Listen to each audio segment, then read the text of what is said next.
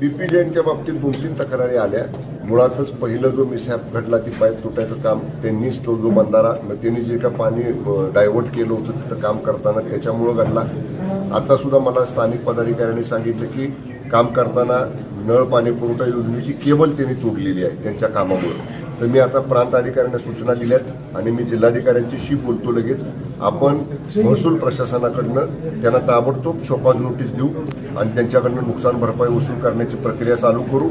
आणि जर त्या पद्धतीनं त्या नोटीसला प्रतिसाद न देता जर त्यांनी नुकसान भरपाई दिली नाही तर त्यांच्यावर फौजदारी गुन्हा सुद्धा दाखल केला जाईल.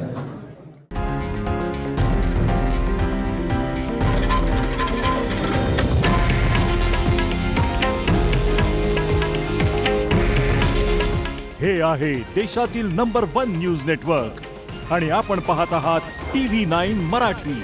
काळजी तुमची, हित महाराष्ट्राचं.